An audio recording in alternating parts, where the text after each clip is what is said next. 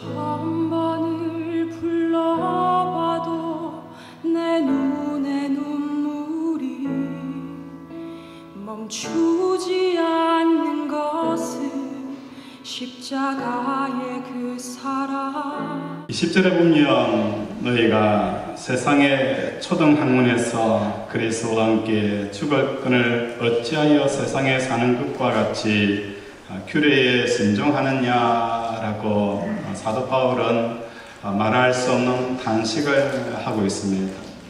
사도 바울이 왜 초등학문에 대해서 그렇게 단호하게 비판하고 있는 이유가 무엇 때문일까? 그것은 다른 것이 아니라 이 초등학문이 어떤 것인가를 우리가 알게 되어지면 사도 바울이 왜 그렇게 경노하는지를 알게 되어지는 것입니다. 초등학문이라는 것은 우리가 쉽게 접하는 일반 학문 가운데서 얼마든지 알 수가 있습니다. 심리학이라는 것이 있습니다. 이 심리학의 특징이 무엇일까요? 어떻게 마음의 건강과 평정을 유지할 수 있는가를 가르쳐 주는 게 뭐예요? 심리학이라는 것입니다. 경제학이라는 것은 무엇을 말하는 것일까요? 어떻게 하면 돈을 잘 벌 수 있는지를 가르쳐 주는 것이 경제학이라는 거예요. 문학이라는 것은 무엇을 의미하는 것일까요? 어떻게 문학을 통하여서 그 아름다움, 성과 미와 행복을 추구할 수 있는 그 길을 가르쳐 주는 것이 바로 문학이라는 거예요. 우리가 앞전 시대에는 우리 인생의 길을 물을 때에 무엇을 찾았습니까? 사전을 찾았다는 거예요. 사전을 통하여서 내가 이 땅을 어떻게 살아가는 것이 좋은 길인가, 그 인생의 길을 찾은 것이 바로 사전이었어요. 인터넷이 발전되어지고 세상이 좋아지게 되어지니까 사람들은 이제 그 인생의 길을 누구에게 물었습니까? 네이버에게 물었다는 거예요. 어떻게 하면 행복하게 살 수 있는지, 어떻게 하면 길을 찾을 수 있는지 네이버에게 길을 물었습니다. 지금 이 시대는 무엇을 향하여서 묻는 시대가 되어져 버린 거예요? 유튜브에게 길을 묻는 시대가 되어져 버린 거예요. 많은 사람들이 유튜브를 통하여서 내가 어떻게 하면 더 행복할 수 있을까? 어떻게 하면 더 많은 것들을 가질 수 있을까? 어떻게 하면 더 행복할 수 있을까라는 그것을 어떻게 하는 거예요? 성경이 아닌 사전과 네이버와 유튜브를 통하여서 사람들은 그 길을 찾는다는 것입니다. 결국은 초등학문이라는 것은 우리에게 무엇을 말하는 것입니까? 이 초등학문이라는 것은 내가 이 땅을 살아가면서 육체가 얼마나 행복하게 살 수 있는가를 가르쳐주는 그 모든 학문들이 뭐예요?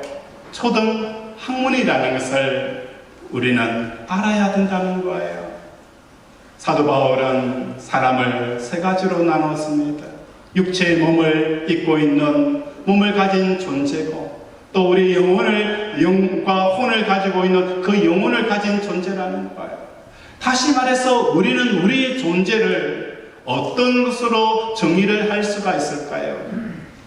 나는 나의 됨을 무엇으로 정의할 수 있을까?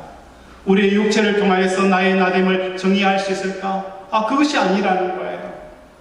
우리가 초등학교 때의 사진을 보면서 내가 어릴 때 이런 모습이었구나 라고 그 초등학교 때의 옛 모습을 보면서 내 모습을 상상해 본다는 거예요. 그런데 초등학교가 지나고 중학교에 들어가게 되어지면 내 모습이 초등학교의 모습은 조금씩 변화되어지고 내 그 모습이 사라지면서 어젓한 중학생이 되어져 있는 모습을 발견되는 거예요. 중학교 시절을 보내고 고등학교 시절을 보내고 또한 청년의 시절을 보내고 지금 이 자리에 앉아있는 여러분의 모습일까요? 아니라는 거예요. 초등학교의 여러분의 모습과 중학교의 모습과 고등학교의 모습과 지금의 모습이 서로 바뀌어져 버린다는 거예요. 나의 나됨은 육체가 아니라는 거예요. 나의 나됨은 오늘 우리 가지고 있는 나의 나됨은 바로 우리의 마음이라는 거예요. 다시 말해서 이 땅을 살아가는 많은 사람들이 인생의 길을 묻는 그 길은 다른 것이 아니라 내 마음이 육체와 함께 살아가면서 어떻게 행복하게 살 것인가를 가리키는 모든 학문들은 뭐예요? 초등학문이라는 것을 깨닫는 저와 여러분이 되어지기를 원합니다. 이렇게 세상을 살아가면서 만족과 행복과 기쁨을 찾는 그 길을 많은 사람들이 찾기를 원하지만 이 세상은 유한한 자원을 가지고 있는 땅이라는 거예요. 그래서 어떤 일이 일어나게 되어집니까? 경쟁 사회, 무한 경쟁 사회가 되어져 버렸다는 것입니다. 이러한 무한 경쟁 사회가 되어져 버린 것을 불교에서는 이렇게 정의를 합니다. 불교의 윤회 사상 가운데서 다른 세상에 가게 되어질 때에 이 세상을 어떻게 살았는가에 따라서 6가지 세계로 나눕니다. 그 중에 하나가 뭡니까? 아기도라는 곳이 있다는 것입니다. 아기들은 만나기만 하면 서로 먹을 것을 차지하기 위해서 한 치의 양보도 없이 싸운다고 합니다. 그래서 자기 욕심을 채우고자 서로 헐뜯고 길을 쓰며 다투는 이 모습을 아기 다툼한다라고 말하는 것입니다. 기독교 복음 입장에서 불교의 아기 다툼에 대해서 살펴보게 되어지면 아기도라는 것은 꼭 죽어서 가는 곳이 아니라는 것을 알게 되어집니다. 이미 이 세상이 아기가 되어져 버리고 아기도의 세상이 되어져 버렸다는 것입니다. 이 아기도에 겪게 되어지는 그 저주의 핵심은 바로 굶주림이라는 것입니다. 아담이요 타락한 인간 세상은 바로 이 굶주림에 시달리면서 살아가게 되어진다는 거예요. 그런데 목사님, 저는 아니에요. 하루 세끼 꼬박꼬박 먹을 수 있고 또 잠자는 것, 생활하는 것 전혀 불편함이 없습니다. 저는 굶주림이라는 것을 모릅니다 라고 이야기를 합니다. 그러나 실상은 우리는 육체적인 굶주림이 아니라도 영적인 굶주림 또한 우리의 혼적인 굶주림 가운데 살아가는 것을 볼 수가 있는 거예요. 그것이 시편 109편에 보면 다윗은 자기의 대적자들을 향하여서 엄청난 저주를 퍼붓는 모습이 나오게 되었습니다. 그 저주를 대하면서 우리는 정말 성군이었던 다윗이 이렇게 저주를 퍼볼까라는 당황스러움마저도 느끼게 하는 그 저주가 있었어요. 시편 109편 10절에 보면 그의 자녀들은 유리하며 구걸하고 그들의 황폐한 집을 떠나 빌어먹게 하소서. 정말 성군의 입에서 이런 저주를 퍼볼 수 있을까? 라고 할 정도로 다윗이 자기 대적자들을 향하여서 저주를 뱉는 그 저주는 바로 굶주림에 대한 저주였다는 것입니다. 11절에도 보면 굴이 되고 많은 자가 그의 소유를 다 빼앗게 하시며 그가 수고한 것을 낯선 사람이 탈취하게 하소서.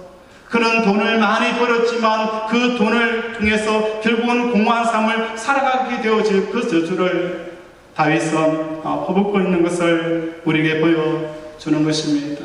오늘 우리 살아가는 권속들의 삶 가운데 어찌 이 저주, 굶주림에 대한 저주, 이것이 세상 사람들에게만 국한되어져 있는 것이 아니라는 것을 깨닫게 되어지는 거예요. 우리 살아가는 권속들의 심령 속에 우리의 배부름은 어디서 오게 되어집니까? 하나님께서 우리를 창조하실 때에 하나님께서는 하나님만이 우리 속에 들어와셔서 우리를 만족해 하고 우리를 배부르게 하고 우리를 행복하게 할 수 있는 유일한 존재가 누구입니까? 우리 하나님이시라는 거예요. 그런데 많은 사람들이 이 굶주림을 해결하기 위해서 무엇을 찾아야 합니까? 하이에나처럼 썩은 고기를 찾아다니며 산기슭을 헤매는 그러한 삶들을 살아가는 것이 바로 우리들의 모습이라는 것입니다. 예수를 믿고 주를 부르면서도 우리는 여전히 영적인 굶주림 가운데 살아갑니다. 하나님께서 우리에게 기도 응답을 허락하여 주셨습니다. 그 기도 응답 또한 하나님께서 우리에게 권세와 능력을 주시고 또 성령의 은사를 통해서 각종 질병들이 치유되어지는 그 많은 것들을 체험함에도 불구하고 우리는 여전히 영적인 굶주림 가운데 살아가는 이유가 무엇 때문입니까? 하나님이 아닌 다른 것으로 우리가 만족해야 하고 배부르고 하는 이것이 바로 우리를 영적으로 더 굶주림에 처하게 한다는 것을 깨닫는 저와 여러분이 되어지기를 원합니다. 우리가 기도하여서 능력을 받기 전에 먼저 하나님으로 말미암아 배부르는 법들을 배우는 저와 여러분이 되어지기를 주님의 이름으로 축원을 드립니다. 이 세상은 온통 악의 다툼의 세상이 되어져 버렸습니다. 부모는 자녀를 못 잡아먹어서 안달이고 부부는 배우자를 못 잡아먹어서 안달나는 이 세상 가운데 오늘도 하나님을 통해 배부름으로 내 삶 가운데 사람을 사랑하고 원수를 위해서 기도하는 저와 여러분이 되어지기를 주님의 이름으로 축원을 드립니다. 이것을 우리가 신앙적으로 더 깊이 들어가게 하는, 하나님을 통해서 배부름 가운데 들어가게 하는 그 말씀이 누가복음 15장에 기록이 되어져 있습니다.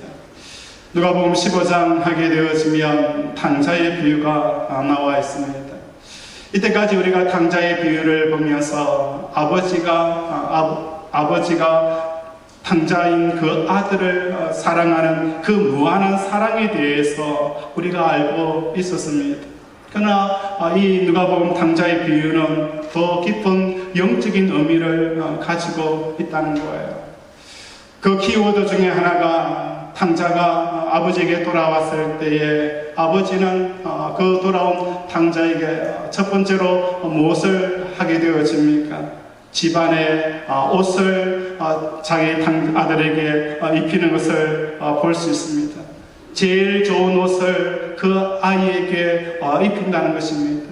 제일 좋은 옷이라는 것은 헬라어로 집안의 첫 번째 되어지는 그 옷이라는 거예요. 첫 번째 되어지는 옷이라는 것은 그 집안에서 가장 높은 권위를 가지고 있는 옷을 그 돌아온 아들에게 입히게 되어지는 것입니다.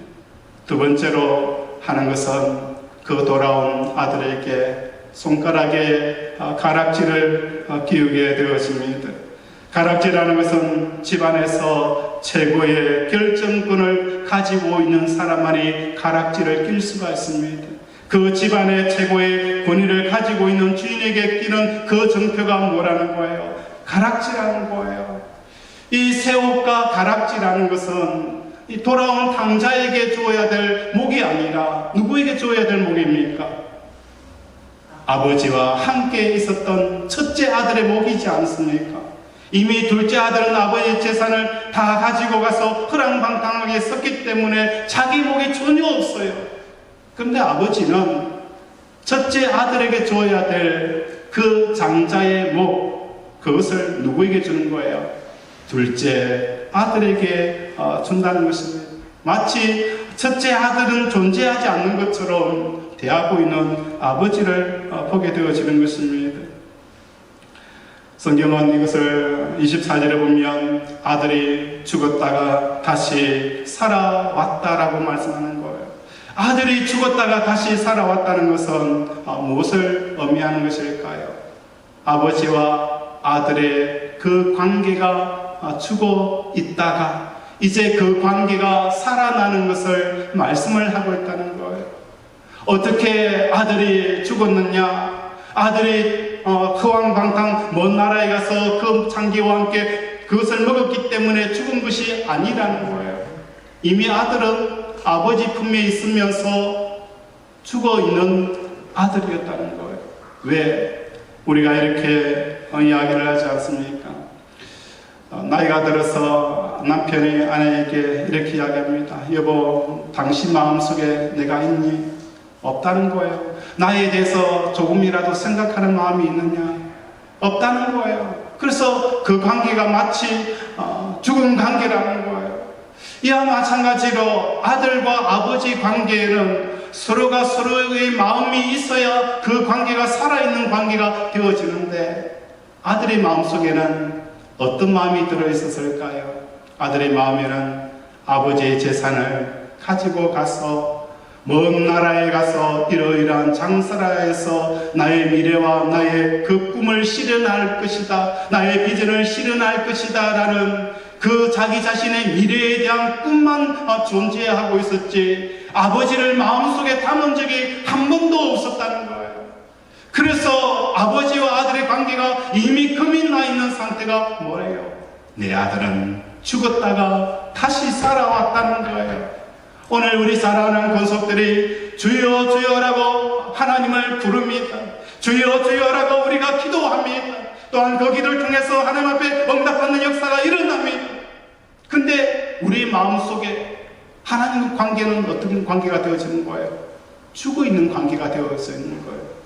하나님과 나와 마음과 마음을 나눈 적이 있습니까? 하나님의 마음을 헤아려 본 적이 있습니까? 하나님의 마음을 우리가 서로 내 마음속에 품은 적이 한 번이라도 있었습니까? 오직 내가 품은 것은 무엇입니까?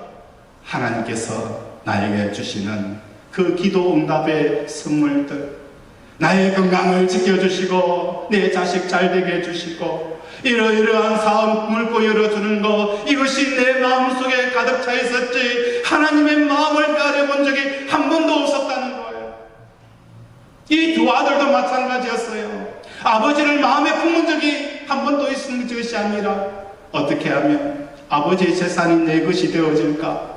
아버지의 재산을 통해서 내가 무엇을 할 것인가? 나의 미래와 또한 그 재물에만 마음이 있었지 아버지에 대한 마음이 전혀 없었다는 거예요.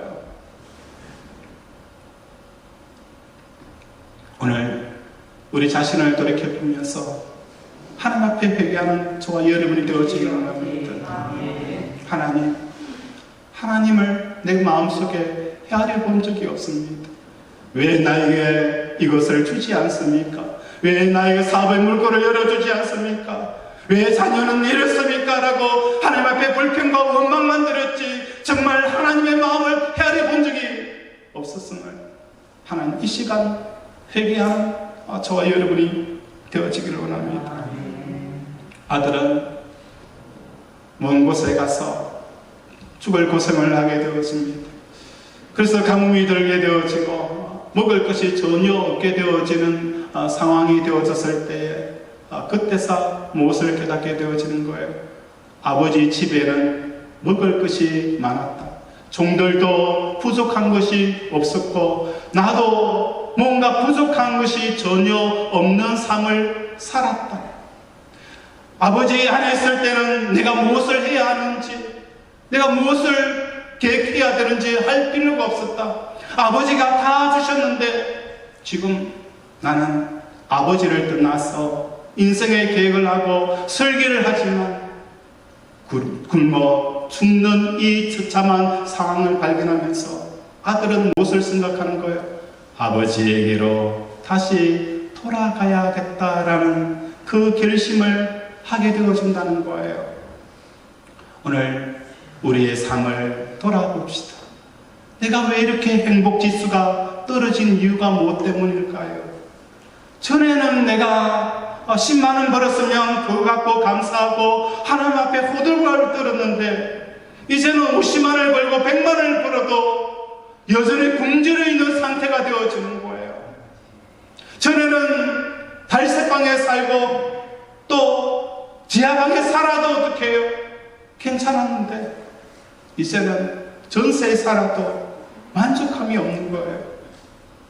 왜 그럴까요? 내가 아버지 안에 있을 때는 전세방에 살고 달새방에 살아도 내 마음이 편안했습니다. 내가 행복했습니다. 그런데 아버지를 떠나서 아버지의 마음을 떠나서 혼자 있게 되어지니까 전세가 아닌 내 집을 사도 행복함이 사라져버린 거예요. 사람들이 나를 인정해주지 않을 때도 아버지 안에 있을 때는 기쁨이 넘쳤어요. 이제는 뭐예요? 사람들이 나를 알아주고 내 이름을 불러주고 또 나를 높여줘도 여전히 마음속에 공허함이 찾아오게 되어지는 이유가 무엇 때문인 거예요? 그것은 아버지의 마음, 아버지 안에 있는 것과 아버지 밖에 있는 것을 철저하게 깨달았기 때문에 이제는 아들이 무엇을 고백하는 거예요? 돈이 문제가 아니구나. 환경의 문제가 아니구나. 여건의 문제가 아니구나. 내 몸이 건강하나 건강하지 않아 그것이 문제가 아니구나. 내가 아버지 안에 있지 않다는 이것이 나를 말할 수 없는 그 굶주림의 저주 속에 빠지게 하고 벌어도 배부르지 못하고 늘 불평과 원망, 감사가 끊어진 이유가 바로 여기에 있다는 것, 그걸 깨닫게 되어진 거예요. 오늘 우리 살아가는 권속들의 삶 가운데 하나님을 안에 들어가는 저와 여러분이 되어지기를 원합니다. 하나님 안에 들어가는 저와 여러분이 되어지기를 원합니다. 하나님의 마음을 헤아리게 되어지면 어떤 역사가 일어나게 되어지는 거예요. 살아있는 관계. 그래서 아버지는 내 아들이 죽었다가 살아났느니라. 아버지 마음속에 아들이 그려지고 아들의 마음속에 아버지가 그려지는 그 놀라운 역사가 일어나게 되어진 거예요. 사람들이 왜 초등학문을 따르게 되어지고 세상의 길을 묻게 되어지는 그 이유가 무엇 때문일까요? 세상 사람들이 어떻게 하면 행복하고 어떻게 하면 더 많은 돈을 가지고 있고 어떻게 하면 더 많은 명예를 얻을 수 있는가, 거기를 내부에게 묻고 유튜브에게 묻는 그 이유가 무엇 때문입니까? 세상에는 법 없이 살 세 종류의 사람이 있습니다. 첫 번째 사람은 누굽니까? 너무 착하여서 법 없이도 사는 사람이 첫 번째 부류입니다. 두 번째 부류는 어떤 사람입니까? 무법한 자입니다. 법 위에 있기 때문에 법에 상관없이 살아가는 사람이 무법한 자입니다. 세 번째 부류의 사람은 누굴까요? 어린 아이라는 거예요. 어린 아이가 무엇을 위해서 일을 할 것인지, 또 무엇을 위해서 먹을 것인지 걱정하고 염려할 게 없다는 거예요. 어떻게 하면 내가 인생을 성공할 그 규범, 그 행동 규범, 그 법들을 추구할 필요가 없는 종류가 누구예요? 어린아이라는 거예요. 오늘 우리가 세상을 살아가면서 내가 왜 이것을 계획하고 이것을 꿈꾸고 이러한 것을 세우게 되어지는 근원적인 문제는 뭡니까? 내 마음속에 하나님을 두지 아니하고 세상을 두게 하는 삶을 살아가는 것이 뭐예요? 초등학문이라는 것을 깨닫는 저와 여러분이 되어지길 원합니다.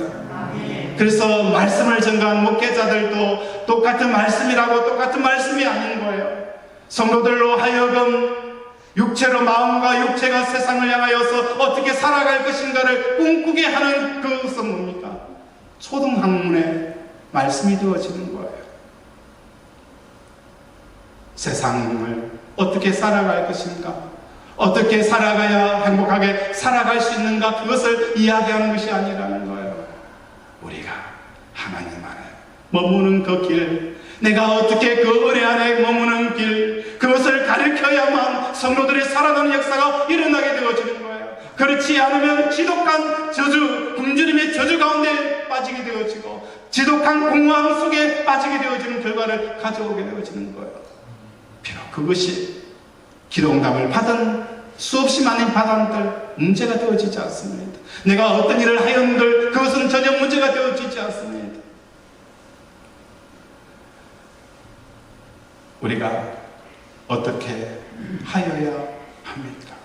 이제는 우리의 마음이 육체와 더불어서 이 세상에 살기 위해서 마음과 육체가 하나가 되어져 있는 삶을 살아가는 게 아니기를 원합니다. 우리는 육체에 질질 끌려가는 그런 자가 아닙니다. 우리는 육체에 질질 끌려가는 그런 사람들이 아니라는 거예요. 우리의 마음은 육체의 철을 벗고 뛰어넘는 역사가 일어나기를 원합니다. 육체 밖에서 하나님을 만나게 하시고 육체 밖에서 하나님을 만나는 저와 여러분이 되어지기를 원합니다. 어느 생물학자가 벼룩이를 잡아서 박스 안에 넣었습니다. 보통 벼룩이는 사람의 키만큼 점프하는 점프력이 있습니다. 그 벼룩이를 잡아서 가로 세로 3m, 가로 세로 30cm 하는 박스 안에 벼룩이를 넣었습니다. 벼룩이가 박스 안에 들어갔을 때는 어떻게 해요?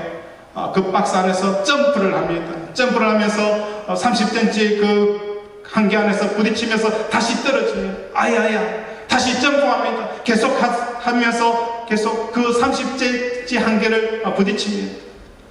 얼마 안 있어서 벼룩이는 어떻게 되어집니까? 점프를 밖에 풀어놓아도 30cm 이상을 점프하지 못하는 거예요. 그 벼룩이가 최대한 점프할 수 있는 높이가 어떻게 되어지는 거예요? 30cm 밖에 되어지지 않는 거예요. 오늘 이것은 우리에게 무엇을 말하는 거예요? 우리의 마음이 육체에 갇혀있는 자들이 아니라는 거예요. 육체에 갇혀있는 자들이 아니라는 거예요. 오늘 우리의 질병에 있더라도 우리는 어떻게 해요? 내가 지금 질병에 있기 때문에 아무것도 할 수 없어. 내가 지금 가난하기 때문에 아무것도 할 수 없어. 오늘 이것은 우리 마음이 육체에 갇혀있는 삶을 가져오게 하는 길이라는 거예요. 나이가 들어도 하나님께서는 어떻게 해요? 나이와 상관 그 틀에서 벗어나서 하나님께서 역사하실 수 있도록 오늘 이 육체 밖에서 하나님을 만나는 저와 여러분이 되어지기를 원합니다. 내 건강과 내 가진 자본과 내 상황과 여건에 묶여있는 것이 우리 마음이 아니에요.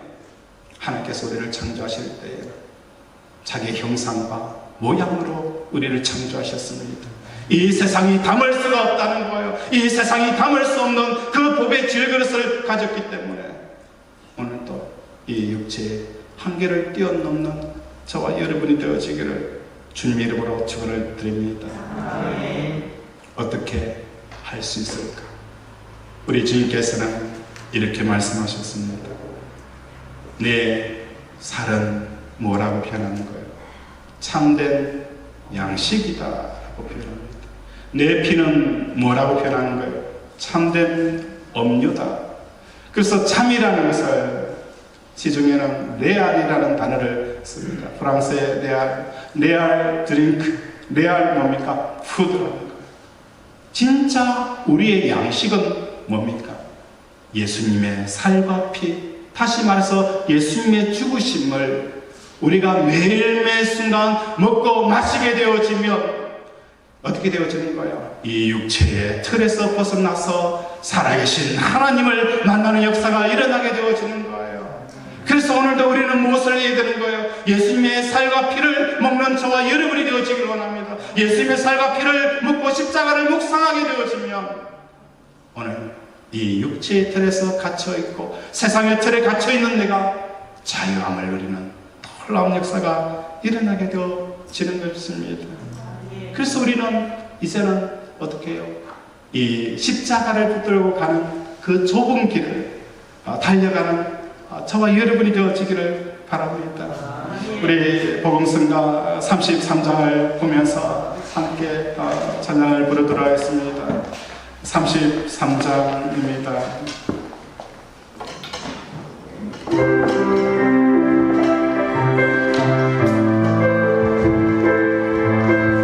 우리 마음의 고백을 담아서